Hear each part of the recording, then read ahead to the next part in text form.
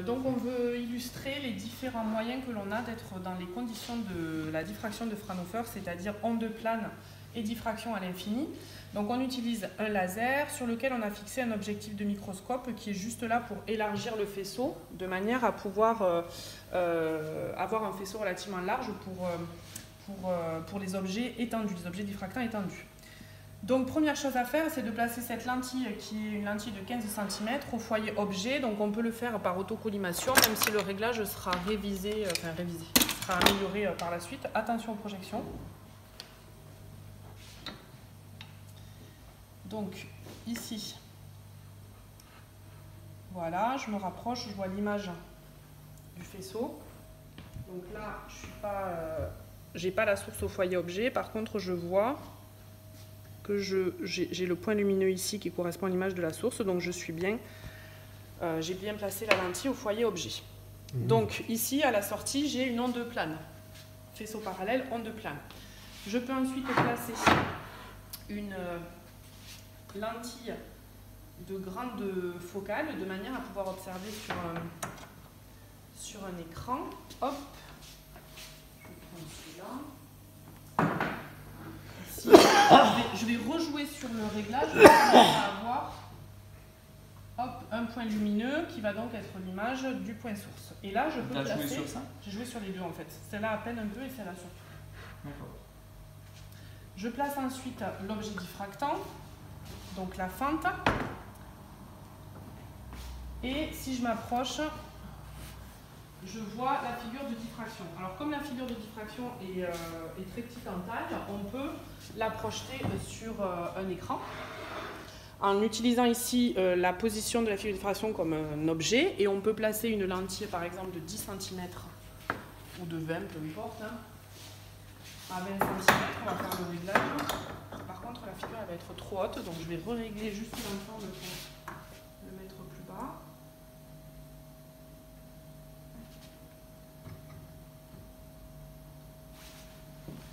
Ah oui, mais la fente, je ne peux pas mettre plus bas, donc je vais juste monter un peu. Hop.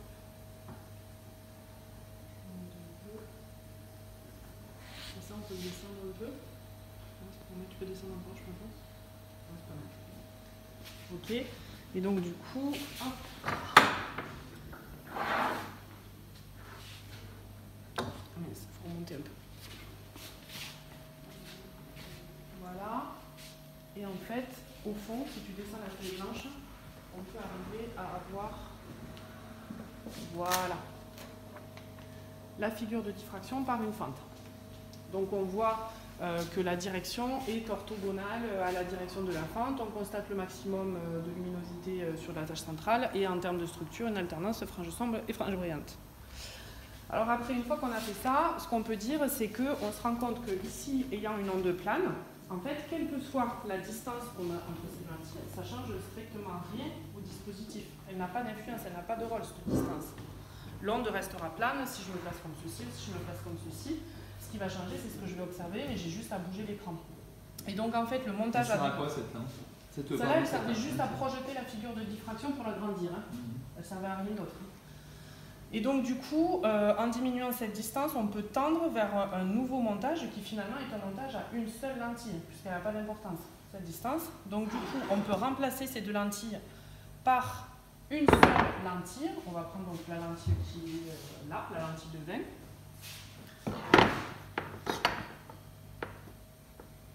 On peut prendre un écran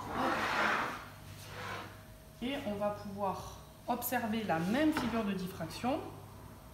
Hop, en plaçant la fente sur le trajet de la lumière. Donc là, j'ai là aussi la figure de diffraction par une fente.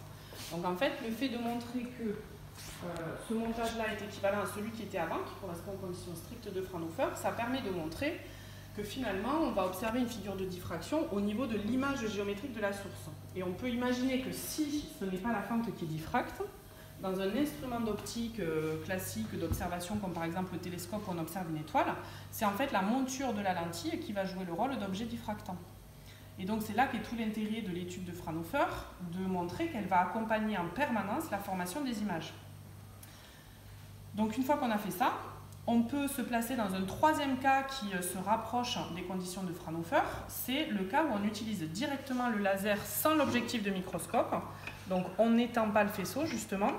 Et on assimile en première approximation le faisceau laser à une onde plane. On n'a pas besoin de la lentille. Excuse-moi, je peux te poser une question? Ouais. Tu disais qu'entre tes deux lentilles, c'était une onde plane. Ouais. Avant la lentille. C'est un faisceau élargi, donc c'est sphérique. Ah oui, parce que tu as mis l'élargisseur de faisceau. Voilà. Là c'est pour ça qu'en l'enlevant, on peut assimiler, même si c'est un faisceau gaussien, oui. C'est pas tout à fait une onde plane, mais on l'assimile en première approximation à une onde plane. Oui, puisque c'est ça, elles sont toutes en face sur des plans, même si elles n'ont pas en même temps, forcément la même intensité. Oui, c'est ça. Et donc du coup, on a la figure de diffraction. Et là, on peut, par exemple, ce qui est intéressant par rapport aux autres montages qu'on a fait avant d'un point de vue expérimental face à des élèves, c'est que c'est beaucoup plus lumineux du coup. Là, on a la figure vraiment bien lumineuse. Donc on n'est pas dans les conditions de Fraunhofer, mais... Si, on est dans des conditions approchées de Fraunhofer. Là. Approchées. Parce qu'on a quand même une onde plane, il faut reculer peut-être un peu l'écran quand même, parce que du coup, il faut quand même qu'on soit à une distance suffisante, il faudrait la calculer. Ah oui, mais généralement, c'est de l'ordre d'un mètre. Ça peut être beaucoup moins, ça dépend de la taille de la fente en fait. Mais même déjà au-delà de 20 cm, on peut considérer qu'on est dans Fraunhofer si l'épaisseur est inférieure à... Il faut calculer. Ah ouais, c'est clair. Donc c'est pour ça qu'on leur fait faire en terminale. C'est ça. Donc du coup, là, on est à une distance suffisante pour considérer qu'en fait, on a trois cas pour Fraunhofer. Le cas des deux lentilles, où l'objet et l'image sont à l'infini en quelque sorte. Le cas à une seule lentille sur l'image géométrique, c'est-à-dire diffraction au niveau de l'image géométrique de la source. Et le cas avec le laser directement sur la fente diffractante. Et là, c'est intéressant parce que comme c'est lumineux, on va pouvoir utiliser Caliens pour voir si la théorie nous dit que normalement l'intensité du coup varie et est proportionnelle à un sinus cardinal. Et pour vérifier ça, on va pouvoir se placer avec... T'expliques ça le jour J, c'est tombé, hein, c'est top. Moi je comprends rien, je vous le dis honnêtement. Mais pourquoi tu comprends rien? Vas-y, arrête là, du coup.